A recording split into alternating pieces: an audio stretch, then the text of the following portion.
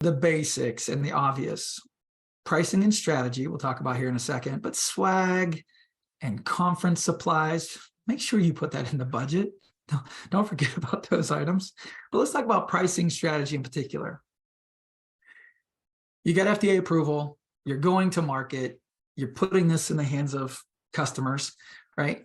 And your packaging strategy in combination with your pricing strategy could be fatally flawing your launch. Meaning, if you package it in singles, that means you can ask a doctor to try it. He'll go, oh, yeah, I got a patient next week, bring it in.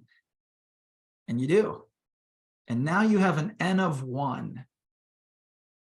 You have a terrible study, right? You're letting a physician do an N of 1 study. That's a terrible study. But if you were packaged in box of 5 or box of 10 or box of 20, and you were able to sell commitment, you might get a legitimate evaluation of your product in 5 or 6 or 7 patients. Now, you need to sell commitment to an evaluation process, but my question to you is, how many uses of your solution does it take for a customer to become proficient?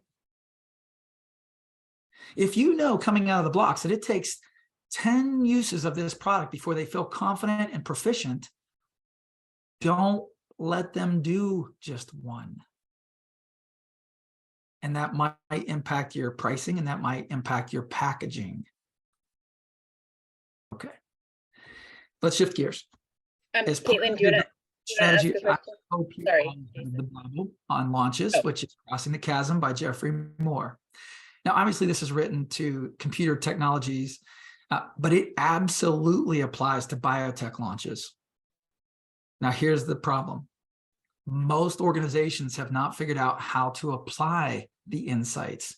And so one of the things that I offer is an executive primer on crossing the chasm. What does it mean to not get stuck in the chasm, especially from a med tech or a biotech standpoint? What is a whole product commitment? How do we get our sales teams to focus on niche markets? How do we build momentum and gain critical mass? This is really, really important. Take a look at this quote from page 190. The post-chasm enterprise is bound by commitments made in the pre-chasm enterprise. These pre-chasm commitments made in haste during a flurry of activity, just trying to get a foothold in an early market, are all too frequently unmaintainable. You do not want to set yourself up for failure by making mistakes in the pre-chasm enterprise. And there's lots of examples of that in med tech. But this is also kind of funny. If you've read the book, you know on page 23, they talk about this high-tech parable where, we started the company and our first Christmas was with plastic cups, and our next Christmas party, we got to go to a nice hotel. And then our third year, we did some things, we expanded, and our expenses began to overtake our sales. And then year 4, the wheels just totally came off. What the company staff interpreted as a ramp in sales leading to smoothly up the curve was in fact an initial blip. Thus, at the time of greatest peril, when the company was just entering the chasm, its leaders held high expectations rather than modest ones, and spent heavily in expansion projects rather than husbanding resources. Please, if you haven't really gotten your arms around crossing the chasm, please do so. Right? You have fantastic technologies and you're in the same boat. You're all in the same boat. You're just like Henry Ford. If I'd asked my customers what they wanted, they would have said a faster horse. And a lot of you are in this boat. So like Steve Jobs, people don't know what they want until I show it to them.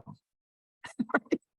I did not know I wanted an iPhone until somebody showed it to me. Right? I was all about the flip phone and the razor. But if you have that experience, if that's what you're bringing to market, then you better know this adoption curve, and you better be talking to innovators and early adopters and not those guys in blue. You better not be wasting your time and your resources and your capital burning on early majority and late majority profiles. It's very problematic and it's very common, right? Innovators jump in just because it's new. Early adopters jump in because they want an advantage in their market. The early majority wants a whole product. We'll talk about that in a second.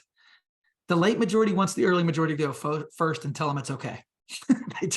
They follow the early majority. And then laggards, they're just not coming.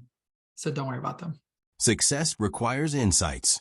Elite execution requires training.